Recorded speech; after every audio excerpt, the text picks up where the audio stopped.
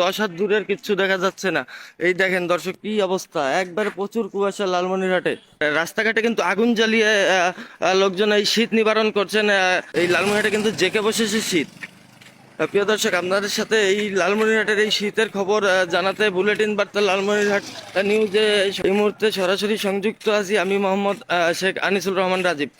দর্শক, যেমনটা বলছিলাম, এই লালমনিরহাটে দেখেন এই এখনই কিন্তু প্রচুর পরিমাণে কুয়াশা দেখতে পাচ্ছি আমরা। এক কথায় জেকে বসেছে এই লালমনিরহাটে এই শীত।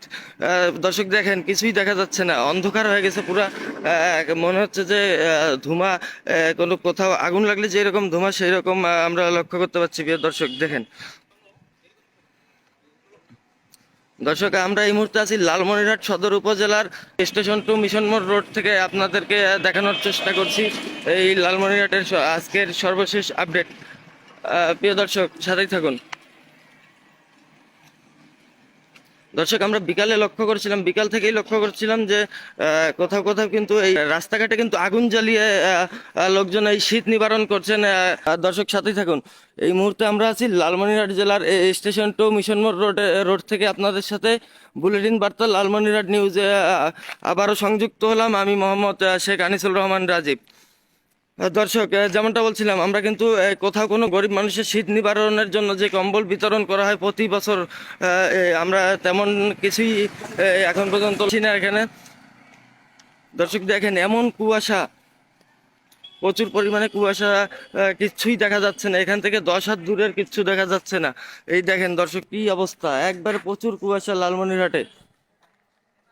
মনে হচ্ছে যে কোথাও অনেক আগুন লাগলে যেই রকম ধোঁয়ার সৃষ্টি হয় সেই রকম ধোঁয়ার মতো কুয়াশা পড়ছে এই লালমনিরহাটে।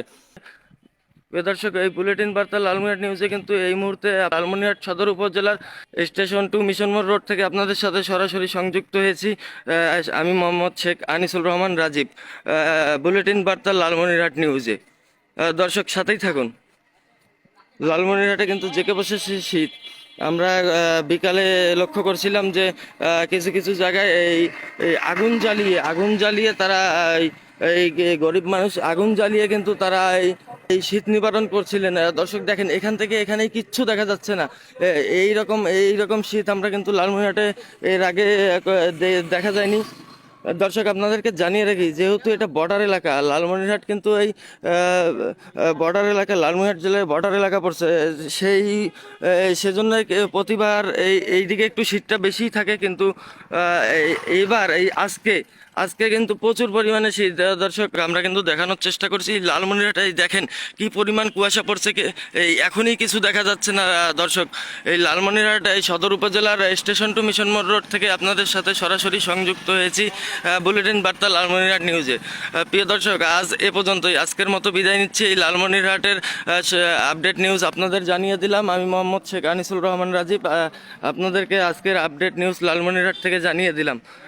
প্রিয় দর্শক, আবার আপনাদের সাথে বুলেটিন বার্তা লালমনিরহাট নিউজে আমরা সরাসরি সংযুক্ত হব লালমনিরহাট জেলার এই সকল সর্বশেষ আপডেট নিউজ আপনাদের জানাতে। প্রিয় দর্শক, ততক্ষণ পর্যন্ত ভালো থাকুন, সুস্থ থাকুন। লাইক, কমেন্ট, শেয়ার এবং ফলো দিয়ে বুলেটিন বার্তা লালমনিরহাট নিউজের সাথে সংযুক্ত থাকুন। প্রিয় দর্শক, আজকের মতো এই লালমনিরহাট সদর উপজেলা থেকে বিদায় নিচ্ছি। আল্লাহ হাফেজ। শেখ মোহাম্মদ আনিসুল রহমান রাজীব, বুলেটিন বার্তা লালমনিরহাট।